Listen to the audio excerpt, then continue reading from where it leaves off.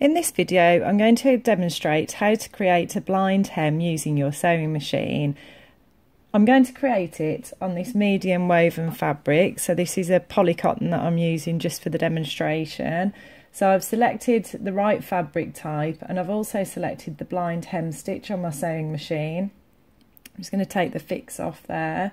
And the foot that I'm going to be using is the blind hem foot, which you can see here. I'm currently using a Husqvarna Opal 650, but you know, whatever sewing machine you've got, there probably will be the option to have a blind hem foot.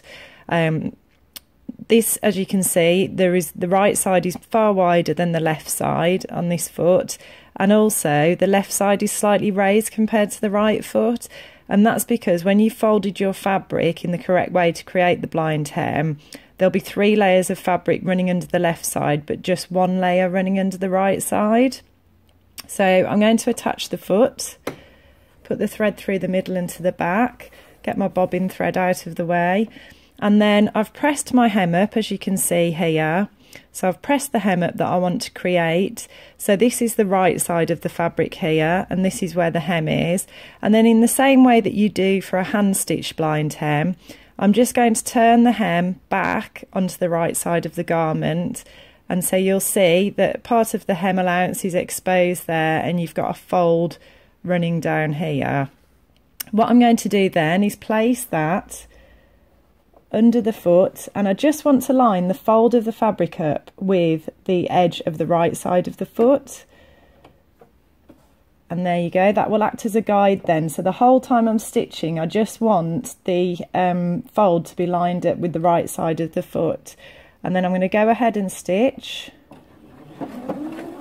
And what it will do is just catch a thread or a very minimal amount of fabric from the right side of the garment as you stitch, because it's a sort of zigzag stitch, and then the majority of the stitching will be happening actually in the hem allowance.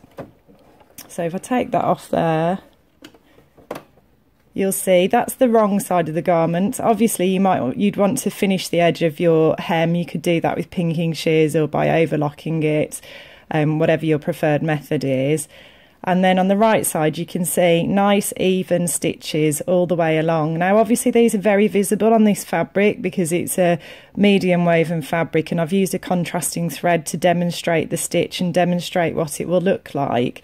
But in actual fact, this stitch should be more suited to a more coarsely woven fabric, such as this, which is our lovely Coast Linen Look fabric by John Caldor. With this sort of fabric, if you use a thread that's a similar colour, you really won't see many stitches at all, and that's what it's intended for. It's more for these linen, wool, tweed sort of fabrics, but I'll just demonstrate it on here for you as well. So just move my threads to the back, and again I've pressed the hem up, and I'm just going to do exactly the same technique with this. Just fold it back onto itself like so, lower the foot, and away we go.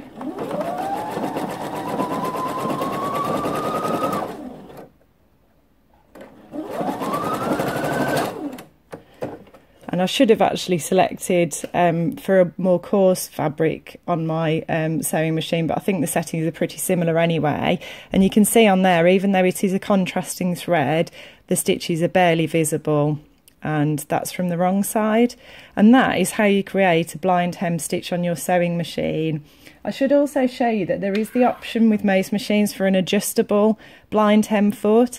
It comes with a little device such as this screw. It might vary depending on the model and make of your machine, but what this allows you to do is increase or decrease the width of the stitch so that you catch less or more fabric, so you can play around with it more and you've got more freedom to try it out with different stitch widths. But the straightforward blind hem foot, as you can see, is pretty easy to use as well.